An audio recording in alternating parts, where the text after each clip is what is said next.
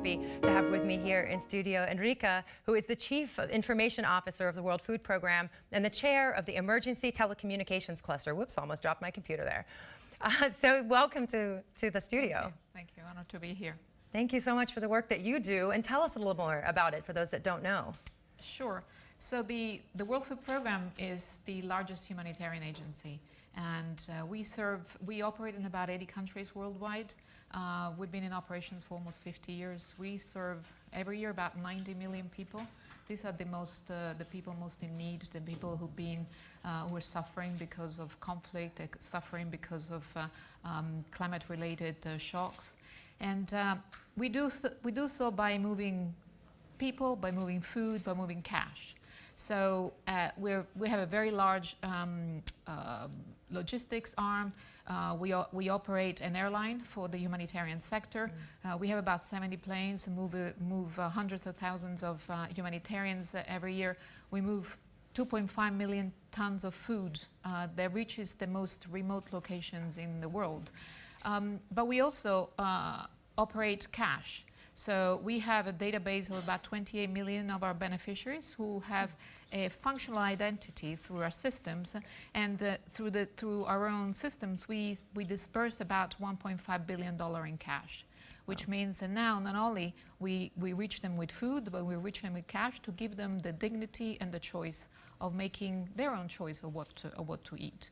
So it's a changing business. Unfortunately, it's a business that is not going away. And you're, in essence, reinstilling a sense of dignity in people by giving them choice. Correct. So I'm curious, there are some different conversations online that are happening around kind of people trying to understand the UN system and understand the cluster system. I know that you are chair of the Telecommunications Cluster. What does a cluster mean? Like what does a cluster do, and how does that interface with other stakeholders? Sure. So a cluster is mandated by the UN as an opportunity for agencies to come together around specific topics. And specific agencies are chosen as leads depending on their capabilities. For example, the World Food Program leads the cluster on logistics. As I said, we have a pretty impressive logistics operations. And we lead the one on telecommunications, being very deep on the ground and having had experiences and expertise in telecommunications since the very beginning. So, and we co-lead the cluster on food security. So these are opportunities mandated by the United Nations itself for agencies to come together and work together on common themes, rather than trying to avoid duplications, overlaps, or leaving gaps where gaps otherwise would be. Absolutely, and that brings me to a next question on how do we innovate better? So you talked about the gaps, but then also I know a lot of your work is around innovation. So how do we innovate better to actually start addressing the complexities of the problems that you highlighted in the beginning? So within WFP, we've always, we think that, like Einstein used to say, if you want to, insanity is just trying to do the same things and expecting a different results. So when we look at the world the way we operate in, things are changing.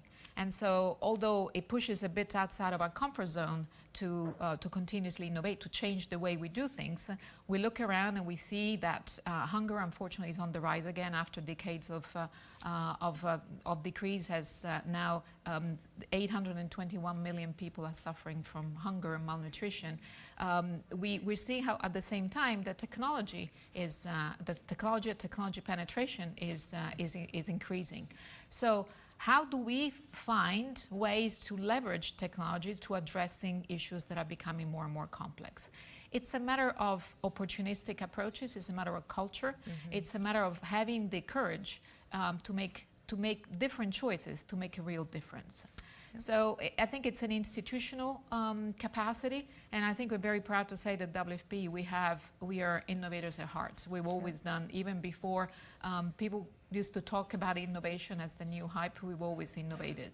And we have actually even a mechanism inside. We have an innovation accelerator based in Munich, Germany, where people can bring from within the United Nations, from within WFP, from the outside community, where we connect private sector and public sector. We said, you have an idea, bring it in, we will accelerate it, we'll try that out. Because real innovation is only meaningful if it comes to scale.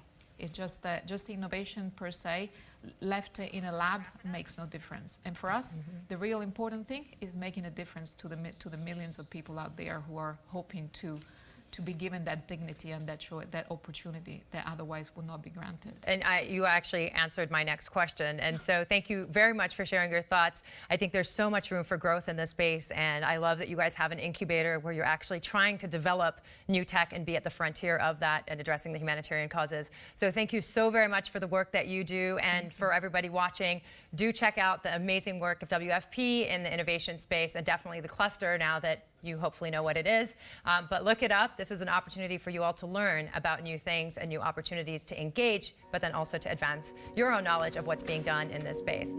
I am